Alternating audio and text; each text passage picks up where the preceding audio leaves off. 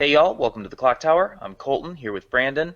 Round 3, the Weiss Schwarz Invitationals rolling on today. A couple more games in the books, both in the elimination bracket, and we will start with Matteo and Broderick, Sword Art Online, taking on Goblin Slayer Priestess.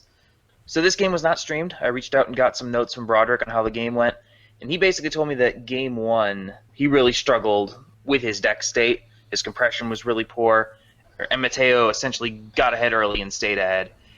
But Broderick took games 2 and 3, won the series 2-1.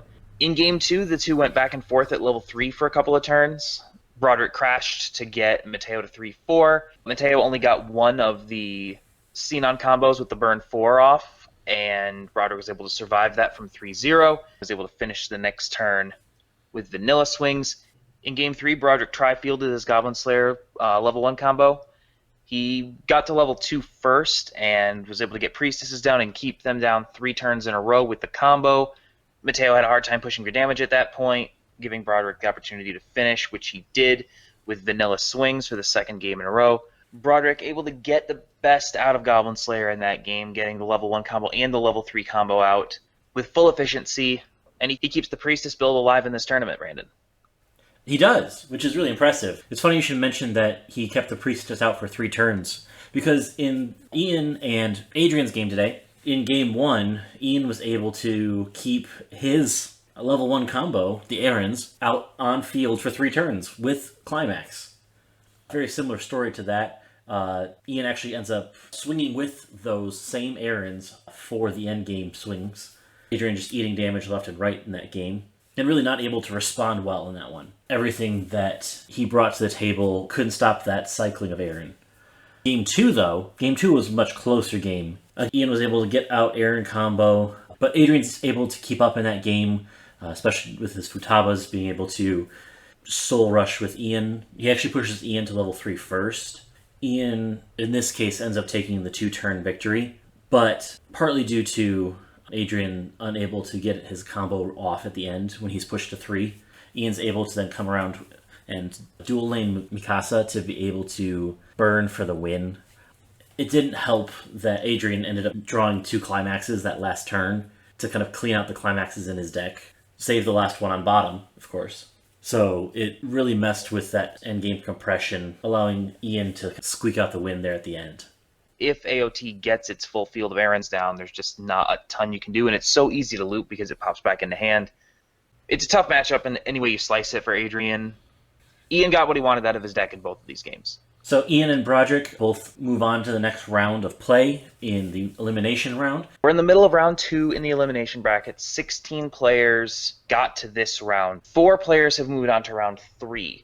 The winners of all the round 2 games are going to play each other in round 3, and then the winners of the round 3 games are going to play the losers in the main bracket round of 8. So, for example, Christian lost to Patrick, so he is currently waiting in the 4th round of the elimination bracket. He will play the winner of the 3rd round game between Clinton and either Carmen or Sven. Hopefully the way that it's presented makes some kind of sense.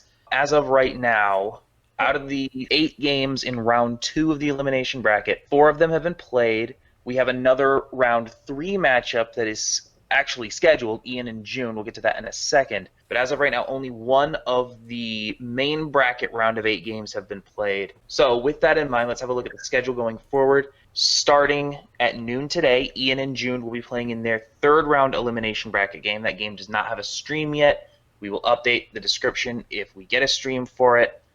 Later on today at 5 o'clock Eastern, Carmen and Sven will play over on 3-6 Cancel in their elimination bracket game. Just a few hours later at midnight Eastern Time, early Friday morning, Daniel Hadsu will be taking on Connor over on Strictly Broken. Vince and Brandon will play at 8 a.m. Eastern on ENTCG. Those are all elimination bracket games. The last 3 games on this schedule are all main bracket round of 8. So that Ryan Riaz rematch that we've been talking up all week, that will be on Friday at 1 o'clock Eastern on Strictly Broken. DeVito with Cardcaptor Sakura taking on Cohen with Konosuba on July 3rd. That's Friday at 3 o'clock Eastern on ENTCG. And then at 10 p.m. on Saturday, Matt and Jesh will round out that round of 8 also on Strictly Broken. So a lot of games coming up. Most of them have streams scheduled. Again, check the doobly-doo for any updates. We will put them there as we get them. Full slate of games over the next few days. A lot to talk about, a lot to digest, and we will be here for all of it. That's all for us today. Thank you for joining us. Please like, share, comment, and subscribe, and we will be back tomorrow. Until then, have a good one. We'll see you then.